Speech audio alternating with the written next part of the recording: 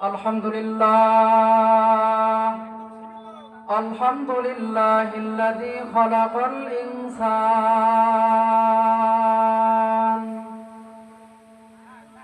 ওয়া নাশহাদু আল্লা ইলাহা ইল্লাল্লাহু ওয়াহদাহু লা শারীকা লাহু ونشهد أن سيدنا وسندنا وحبيب ربنا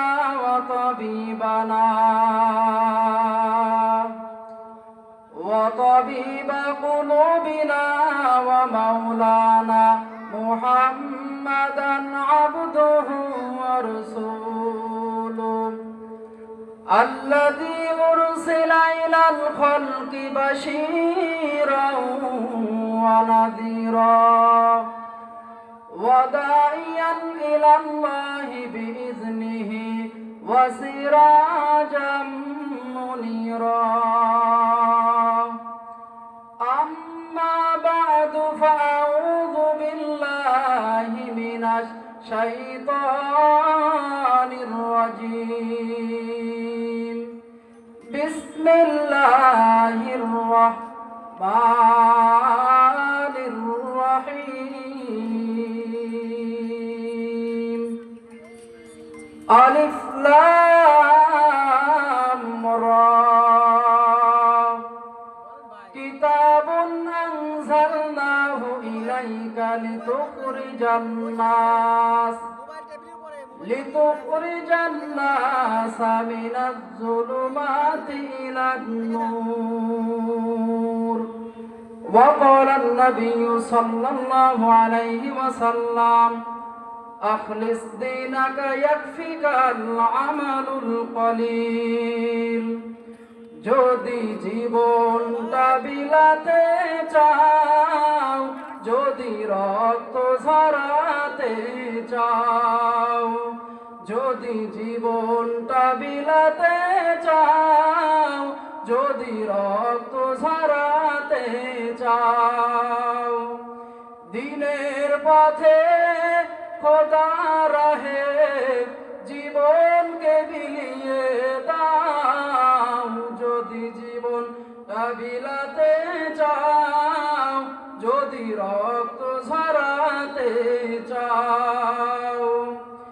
এই মৃত্যুর নাম হয় যে শহীদ বাঁচলে হয় গাজী এই মৃত্যুর নাম হয় যে শহীদ বাঁচলে হয় গাজী এ পথে মরলে মহান প্রভু আল্লাহ থাকেন রাজি লিল্লাহে তাকবীর এ পথে চললে মহান প্রভু আল্লাহ থাকেন রাজি এই জীবনের বিনিময়ে জান্নাত ক্রয় করে নাও যদি জীবনটা বিলাতে চাও যদি রক্ত ঝরাতে চাও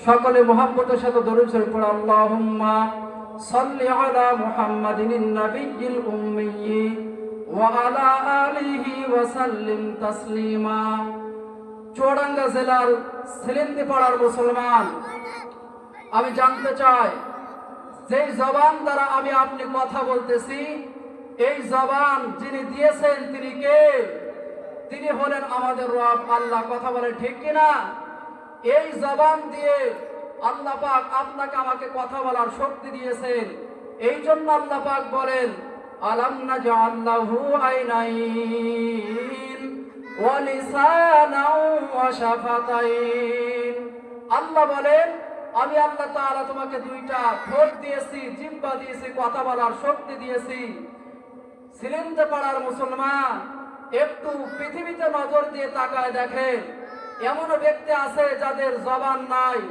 জবান আছে সব ভালো আছে কিন্তু কথা বলার ক্ষমতা নাই শক্তি নাই কথা বলেন ঠিক কিনা এই জন্য আল্লাহ পাক বলেন এই জবান দ্বারা যদি কোনো বান্দা দুনিয়াতে নেতার প্রশংসা করে নেতা বড় খুশি হয় বান্দা যদি আব্বা আম্মার প্রশংসা করে, মা বলিয়া ডাক দেয়, মা খুশি হয়, আব্বা বলিয়া ডাক দেয়, আব্বা খুশি হয়। আল্লাহ বলেন, কোন বান্দা আমি আল্লাহকে আল্লাহ বলে ডাক দিলেও আমি আল্লাহ এইভাবে খুশি হয়ে যায়। জোরে বলেন সুবহানাল্লাহ। জিকির করে লা ইলাহা ইল্লাল্লাহ, লা ইলাহা ইল্লাল্লাহ, লা ইলাহা ইল্লাল্লাহ।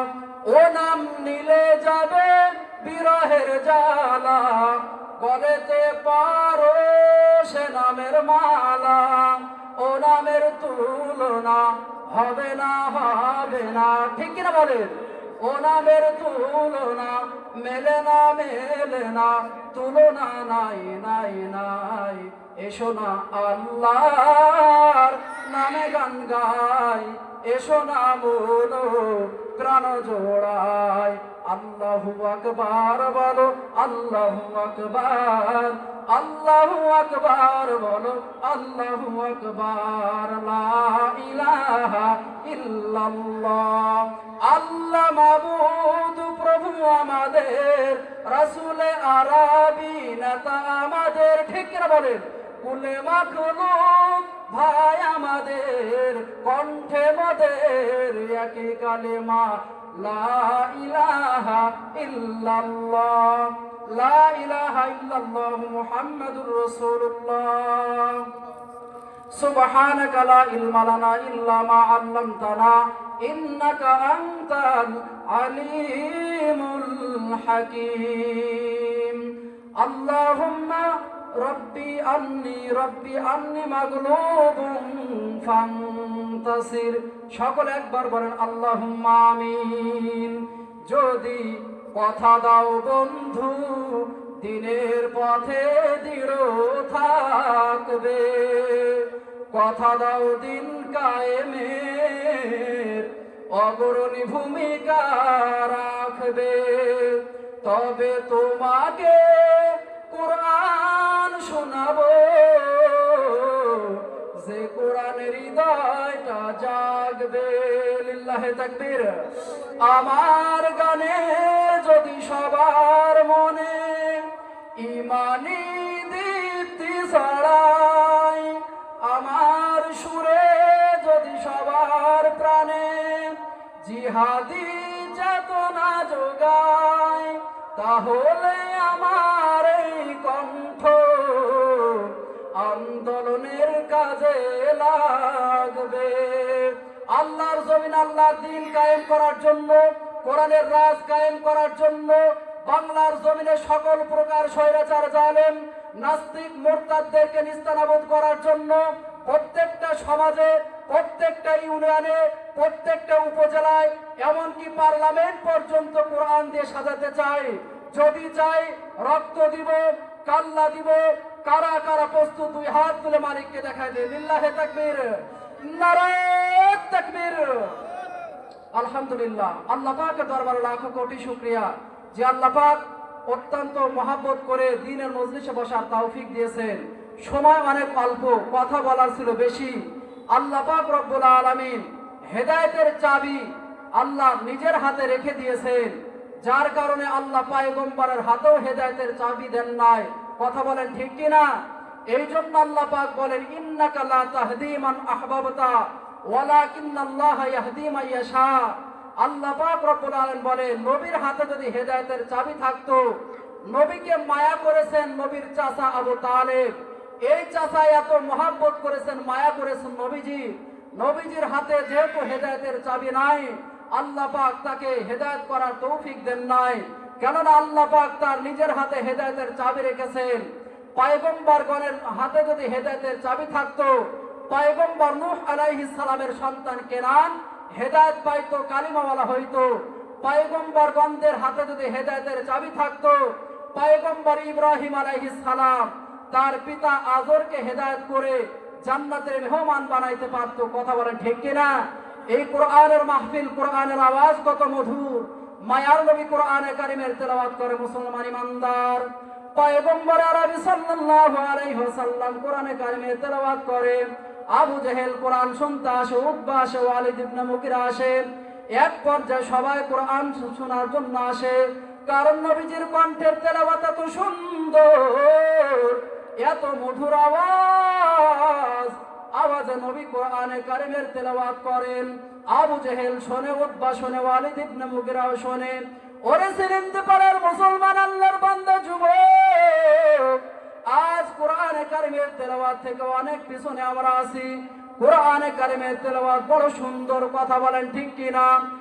আমি কোরআনের সুর মাঝে শুনেছি যে নাম, আজানের সুর মাঝেও শুনেছি ও নাম। ও নামে এত জাদু, এত মধুময়, ও নাম নিয়েই ফুল সুরভি ছড়ায়। আমি কোরআনের সুর মাঝে শুনেছি যে নাম, আজানের সুর মাঝেও শুনেছি ও নাম। বুঝা গেল কোরআনে কারিমের তেলাওয়াত অনেক সুন্দর। নবী আমার কোরআন তেলাওয়াত করে, উতবা ওয়ালিদ ইবনে মুগিরা শোনে। তারা কাফেরদের কাজ হলো কোরআনে কারিমের তেলাওয়াত, কোরআনের বক্তব্য বন্ধ করা, কথা বলেন ঠিক কিনা? এই জন্য আল্লাহ পাক আয়াতের ভিতর বলেন, ওয়াকালাল্লাযীনা কাফারু লা তাসমাউ লিহাযাল কুরআন ওয়ালগাউ ফীহি লাআল্লাকুম তাগলিবুন। কাফেররা বলে কোরআনে কারিমের তেলাওয়াত শুনতে যাও না, বক্তব্য শুনতে যাও না, হট্টগোল বাধায়। অথচ আল্লাহ পাক রব্বুল আলামিন বলেন, কোরআনে কারিম যেখানে হয় তেলাওয়াত, ওয়াইদা কুরআল কুরআন ফাসতামিউ লাহু ওয়া আনসিতু লাআল্লাকুম তুরহামুন। তোমরা চুপ করে কোরআনে কারিমের তেলাওয়াত শোনো, বক্তব্য শোনো, সন্তানকে শোনাও। এর ভিতরে আল্লাহ ফায়দা নিহিত করেছেন। জোরে বলেন সুবহানাল্লাহ। আল্লাহ পাক আমাদের আমল করা তৌফিক দান করেন।